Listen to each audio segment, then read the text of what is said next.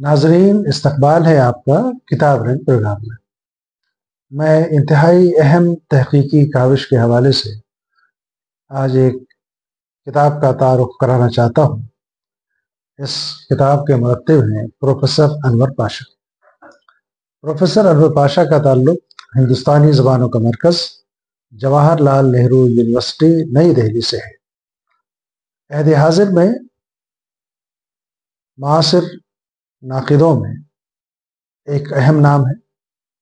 सिर्फ नाक़िद ही नहीं बल्कि फ़िक्शन तनक़ीद के हवाले से भी अनवर पाशा जाने जाते हैं। अनवर पाशा दानिश्वरी और रोशन ख़याली की रिवायत की एक अहम कड़ी हैं। अदबी, तहज़ीबी, सियासी और माशरती मंजरनामे पर बहुत गहरी निगाह रखते हैं।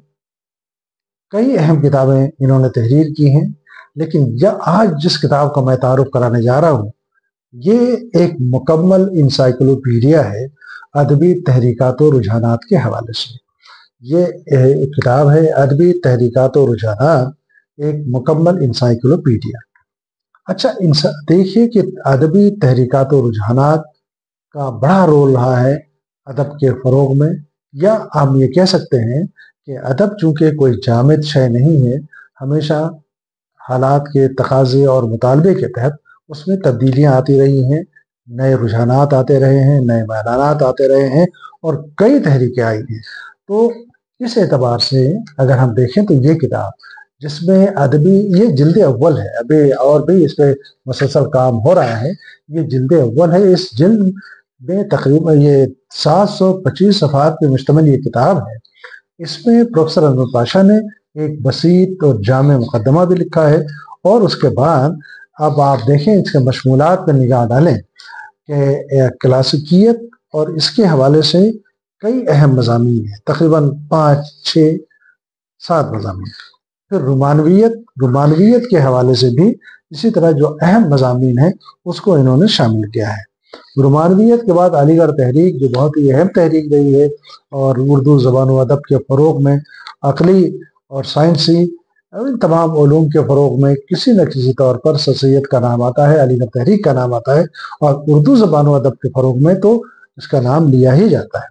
तो ख़ुद अनवर पाशा साहब का इसमें एक बहुत अहम मज़मून है अलीगढ़ तहरीक और मासिर अदबी मंजरनामा, और कई मज़ामीन शामिल हैं। फिर तरक्की पसंद तहरीक, चूँकि प्रोफेसर अनवर पाशा एक फ़आल मुतहर्रिक शख्सियत का नाम है जो तरक्की पसंद तहरीक की फ़िक्र से वाबस्ता रहे हैं, और इस ज़ुमरे में भी उनका एक बहुत अहम मज़मून है तरक्की पसंद तहरीक, अवामिल व मुहर्रिकात। इनके अलावा और कई अहम मज़ामीन इसमें शामिल हैं इस ज़ुमरे में। फिर उसके बाद जो अदब में नया रुझान आता है तरक्की पसंद के बाद या तरक्की पसंदियत के आस पास जो वो ज़माना है 1950 के बाद का, उसके हवाले से इन्होंने इसमें मज़ामीन शामिल किए हैं। वो जदीदियत के उन्वान से एक कायम किया और उसमें तकरीबन 7 मज़ामीन हैं, बहुत अहम मज़ामीन। फिर माबाद जदीदियत के हवाले से उन्होंने तकरीबन 10 मज़ामीन इसमें शामिल किए हैं। इस एतबार से देखिए तो तमाम तहरीकात को कई ज़ावियों से अगर समझना हो तो लाजमी तौर पर इस किताब का मुताला करना होगा, क्योंकि जब हम इन तहरीकात के हवाले, खुद अनवर पाशा साहब ने तरक्की पसंद तहरीक के हवाले से अलग से उनकी बाज़ाब्ता एक किताब है, लेकिन यहाँ पे उन्होंने जिल्द अव्वल में क्लासिकियत से शुरू करके माबाद जदीदियत तक के तमाम अदबी रुझानातों, मैदानात और तमाम तहरीकात पर मुफस्सल मज़ामीन को शामिल किया है, और ऐसे मज़ामीन हैं जो एक तहरीक को कई ज़ावियों से आप समझ सकते हैं। तो मैं ये समझता हूँ कि बैक वक्त ये तालिब इल्मों के लिए, असातिज़ा के लिए और उर्दू शायकीन के लिए ये किताब बहुत ही मुफीद है, और इस किताब को हम कह सकते हैं कि इस किताब की अहमियत दस्तावेज़ी नौइयत की है। मैं प्रोफेसर अनवर पाशा साहब को इस अहम तहकीकी काम के लिए मुबारकबाद पेश करता हूँ। इनके अलावा अनवर पाशा की कई किताबें हैं, जैसे तानीसियत के हवाले से अलग किताब है, दूसरी जिल्द में ज़ाहिर है जो अभी अदबी मैदानात हैं वो जब सामने आएगी तो उस पर भी गुफ्तगू होगी। बहुत शुक्रिया।